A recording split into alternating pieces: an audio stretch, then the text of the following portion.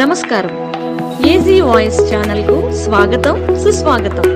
మీరు చూస్తున్నది AG voice. అందరికీ నమస్కారం. ఈ రోజున మా భీమవరం కాంగ్రెస్పేట్ కార్యాలయంలో నిన్న కొంతమంది మన బీజేపీ నాయకులు కాంగ్రెస్ పార్టీ ఎదుగుదల వారం లేక, కాంగ్రెస్ పార్టీపై ఏమీ లేక, ఏ బురద చల్లలేక 10 సంవత్సరాల్లో ఉన్న బీజేపీ ఏం చేయలేక ఆంధ్రప్రదేశ్కి ఒక ప్రత్యేక హోదా కానీ అందువల్ల ఏం చేయలేక గత ఎప్పుడో జరిగిన ఒక 50 సంవత్సరాల క్రితం జరిగిన ఎమర్జెన్సీ కోసం మాట్లాడుతున్నారు. ఇప్పుడు జరిగిన ప్రజెంటు రాహుల్ గాంధీ గారు, ఇండియా కూటమి అందరూ కలిపి పార్లమెంట్లో సుమారు 25 లక్షల మంది నీటు పరీక్ష రాసి అందరూ కూడా ఎంతో గందరగోళంలో ఉన్నారు. దానికోసం మనం సభలో మాట్లాడదామని చెప్పి రాహుల్ గాంధీ గారు, ఇండియా కూటమి మొత్తం భారతదేశ ప్రజలందరూ కూడా నీటు రాసి విద్యార్థుల కోసం ఏం మాట్లాడతారో ఎదురు చూస్తుంటే, ఎప్పుడూ గతంలో జరిగిన ఇందిరాగాంధీ గారు అలా చేశారని చెప్పి బీజేపీ నాయకులు కాంగ్రెస్ పార్టీ ఎదుగుదల ఓరవలేకే కాంగ్రెస్ పార్టీపై విమర్శలు చేస్తున్నారు బీజేపీ నాయకులు.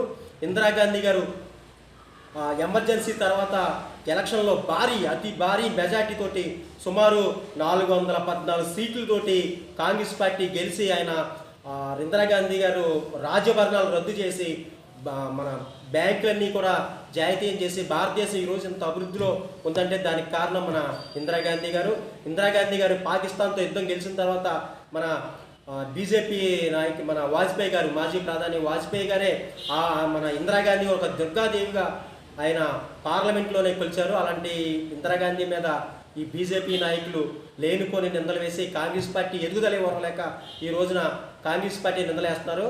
అలా మన ఆంధ్రప్రదేశ్కి 10 సంవత్సరాల నుంచి అధికారంలో ఉంది బీజేపీ పార్టీ. ఇప్పుడు దాకా మన ఆంధ్రప్రదేశ్కి ఏం చేశారు మీరు? ప్రత్యేక హోదా మన ప్రజలందరూ కోరుకున్నారు. ఆంధ్రప్రదేశ్ ప్రజలు ప్రత్యేక హోదా ఇవ్వలేకపోయారు. స్టీల్ ప్లాంట్ లేదు. భారతదేశంలో మన ఆంధ్రప్రదేశ్లో ఎక్కడ చూసినా అభివృద్ధి ఎక్కడ లేదు. ఆంధ్రప్రదేశ్ అంతా అప్పుల పాలైంది. దానికోసం మన బీజేపీ పార్టీ నాయకులు అందరూ కూడా బీజేపీ నాయకులకి తెలియజేస్తుంది ఏమంటే మా కాంగ్రెస్ పార్టీ తరఫున మేము డిమాండ్ చేస్తుంది, ఆంధ్రప్రదేశ్కి మీకు నిజంగా చిత్తశుద్ధి ఉంటే ఆంధ్రప్రదేశ్కి ప్రత్యేక హోదా తీసుకురండి.